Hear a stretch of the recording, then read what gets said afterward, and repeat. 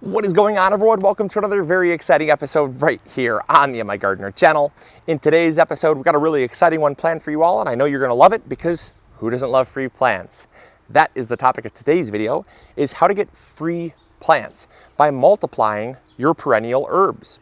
Now, there's a lot of other perennial plants that people know how to divide and share, and they can be very rewarding to divide out because you can sell them at a local farmer's market, you can give them to friends and family, and you can even multiply them to just put more into your garden. And a lot of people know plants like hostas and mums and different things like that, your daylilies and whatnot, but those crops are not necessarily edible. In today's video, we're going to talk about the edible side of things that you can divide out, and I'm really excited about it. So with that being said, let's get going. All right, the first perennial herb that you can multiply very easily are chives. Now, chives are in the allium family, and that means they're much like garlic, onions, leeks, and whatnot, in that they form a bulb, and they can multiply from that bulb. In fact, this cluster of chives here started with just a small cluster of about 3 to 5 little chive bulbs, and that quickly turned into this huge patch here over the course of about 2 or 3 years. Now, you'll notice there's no flowers on our plant, and that's because we actually chop off the flowers to prevent them from going to seed, because they will spread their seeds everywhere. That's a really simple way to multiply your plants, but the unintended consequence is that you end up with plants literally everywhere. So I much rather prefer them to multiply from their bulbs. And how you divide them is simply by digging the plant up and pulling out a bulb just like that. And these bulbs you can then transplant into a different part of your garden, share them with a friend or family, or even sell them at a local farmer's market. And this is about all you need to get started. You only need 1 or 2 little plants and they'll multiply. 2 will turn into 4, 4 will turn into 8, and they'll just keep going. So very, very simple one to multiply, and that's the first one. Let's go to the next one. All right, just next door to our chive patch is our mint forest. Now, this was a mistake because we let some mint crawl along the ground from our herb container, and the moment it touched the ground, it started setting down roots. Mint is actually technically a vine, and anywhere where the plant touches down or sets down on the soil, it'll set down roots. And once it does that, it creates all new plants. This is great if you want to create a lot of new plants, but it's also bad if you don't want it to spread throughout your garden. So simply take a shovel, or in this case my hand, because I'm going to be pulling most of this stuff up, and you simply want to just dig up the plants. And what you'll notice once you rip them up is that each one of these little plants has roots. So once they have roots, this is a plant, you can go ahead and root this. This is a plant, you can go ahead and root this, and this will give you all new plants. So very, very simple. As long as you have some roots already setting down, they will you can multiply them very easily. Now, the other thing you can do is you can trim them and basically set them in water, and because they root so easily, you can do that as well. But this is a great way of multiplying your plants, dividing them out, giving them to friends and family, and just kind of reducing how much you have, because they will grow very quickly. So mint is another simple one, very, very easy to divide out. All right, the next plant that you can divide out super easily that a lot of people have in their garden and sometimes end up regretting it is oregano. Now, I love oregano, don't get me wrong, it's very useful. We use it every single year and we grow tons of it. However, now we're growing too much of it. And that's because we started in this little raised bed right here with a teeny tiny little 3-inch pot. And we thought, oh, it's a cute little 3-inch pot. What can go wrong? Well, a lot can go wrong if you let it sprawl and spread, because just like mint, anywhere where the plant touches soil, it'll set down new roots.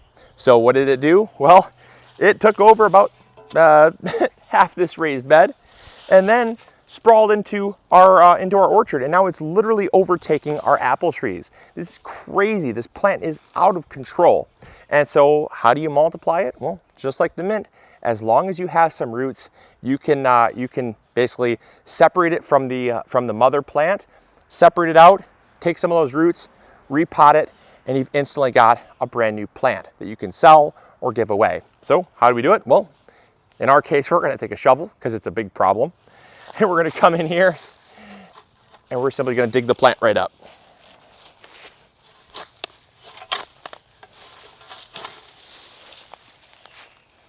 Check it out. Look at that. Look how many plants you can make from that. Or you could take the entire thing, throw it into a 1-gallon pot, and sell this at a farmer's market for like 10 to 15 bucks. It's a great way to make a little side income using your plants that are kind of going out of control.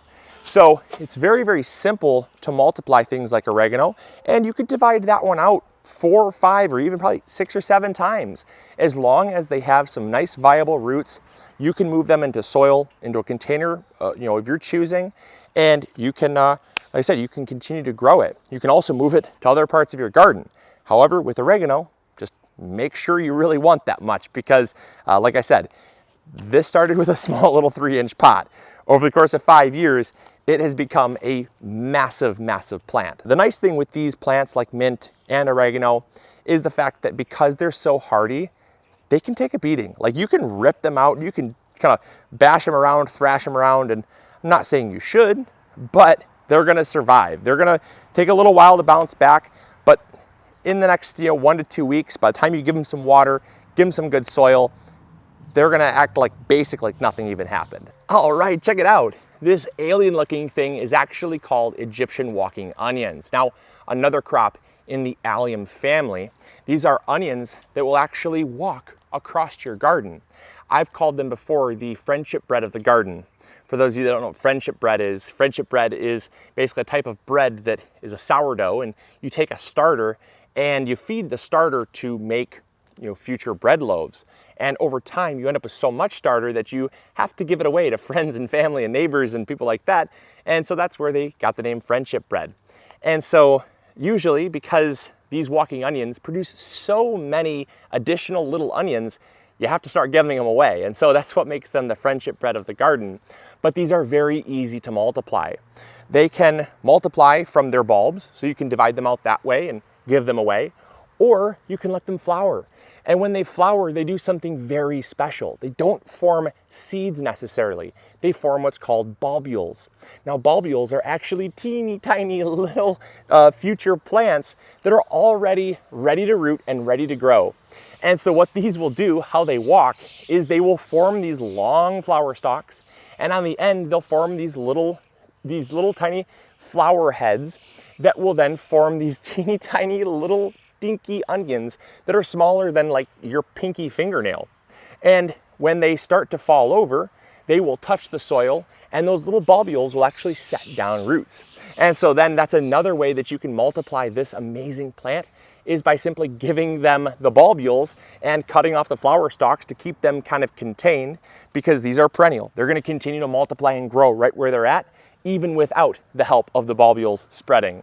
So it's a great way to multiply your plants, multiply the love of gardening by giving them away to friends or family, or even selling them at a farmer's market. So those are 4 perennial herbs that are super easy to multiply out. I hope you guys enjoyed. I hope you learned something new. And if you did, make sure to throw a thumbs up. It really helps spread this video around. And also, if you have other plants that multiply very easily in the garden, let me know in the comments box down below. There's a lot of them, and I couldn't go through all of them, but I hope you guys enjoyed. I hope you learned something new. And as always, this is Luke from the MIgardener channel, reminding you to grow big or go home, and we'll catch you all later. See ya. Bye.